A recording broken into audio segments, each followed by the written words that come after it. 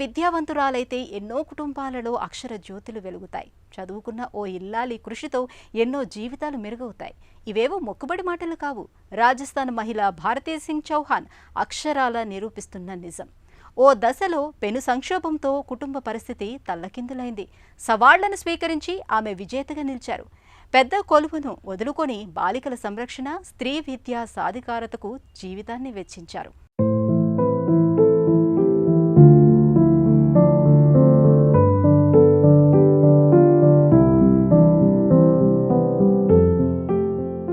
సామాజిక శ్రేయస్సుకు స్వచ్ఛంద సంస్థల పాత్ర కీలకమే.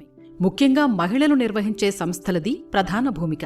స్త్రీమూర్తులు కరుణ, సంకల్పం, కార్యాచరణతో 2012 में जब निर्भया का केस हुआ था तब 2012లో నిర్భయ సంఘటన తర్వాత నేటికి మన సమాజంలో మహిళలకు భద్రత లేదని మాకు అర్థమైంది. ఇందుకే ఈ అంశం మీద దృష్టి పెట్టాను. యువతులకు ఆత్మరక్షణ విద్యల్లో శిక్షణ ఇచ్చాను. నేను బాల్యంలో ఎన్నో కష్టాలు పడ్డాను. 12 ఏళ్ల వయసులో అమ్మతో కలిసి అనేక అంశాలపై పనిచేశాను. ఇక ఏడాది పాటు చదువు మానేసినప్పుడైతే ఎన్నో నేర్చుకున్నాను. నన్ను నేను తీర్చిదిద్దుకున్నాను. और 1 साल के मेरे ड्रॉप आउट के दौरान मैंने जो काम सीखा, मुझे रियलाइज हुआ कि उसी की वजह से मैं आज पढ़ के आज इस लायक बनी कि मैं संस्था की स्थापना भी कर पाई। చదువు కోసం चैलेंज एक ये था कि हमारे पास कोई ऑफिस नहीं था, कोई ऐसा असेट्स नहीं था.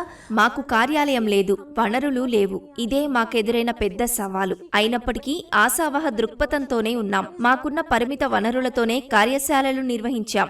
లైంగిక వేధింపు కేసులు సున్నితమైన విషయాలు. అందుకే మరొకరికి తెలియకుండా ఎంతో చాకచక్యంగా పరిష్కరించాం. అలా మేము సామాజిక సేవలో తొలి అడుగు వేశాం. घर के मान मर्यादा को सामने देखते हुए उन केसेस का सल्यूशंस दिलवाया और लोगों ने उसे बहुत अप्रिशिएट किया. 8వ తరగతి చదువు 6 महीने का बच्चा मेरे पेट में खोया था इंसिडेंट के बाद. యువతిని కాపాడే సందర్భం సమయంలో నాకు గర్భం నిలవలేదు. పూర్తిగా ఉద్యోగానికే పరిమితం కావాలని మా వారు గట్టిగానే చెప్పారు. జీవితం కంటే విలువైనదేమీ లేదు. మంచి కార్పొరేట్ ఉద్యోగం చేస్తూ ఎందుకీ కార్యక్రమాలు అని హితవు పలికారు. ఫౌండేషన్ వైస్ ప్రెసిడెంట్, ఇతర సభ్యులు అలానే అన్నారు. కానీ నేను స్వయంగా తీసుకున్న నిర్ణయం సరైనదేనని నేను గ్రహించాను. భర్త అర్థం చేసుకున్నారు. ఇప్పుడు ఆయనే నాకు ఎంతో అండగా ఉన్నారు.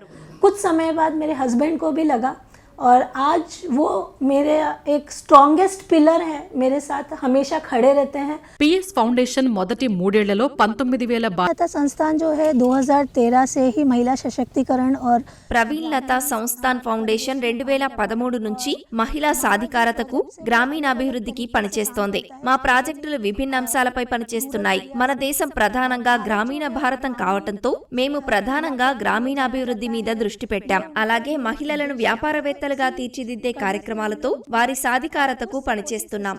प्रवीण लता संस्थान जो है पिछले 5 साल से काम कर रहा है. భారతీ నెలకొల్ इस संस्था से मैं कम अब से 3 साल पहले जुड़ी थी. నాకు మా వారికి భారతీ మేడం ప్రేరణ ఇచ్చారు. మేము ఈ సంస్థలో చేరడానికి అంగీకరించాం. అందుకే ఈ రోజు ఉన్నత స్థితికి చేరగలిగాను. लेकिन जब मुझे भारती मैम ने मोटिवेट किया, मुझे समझाया, मेरे हस्बैंड को समझाया, तब जाकर मैं यहाँ तक पहुँची और इस चुनौती को आज पार कर पाई.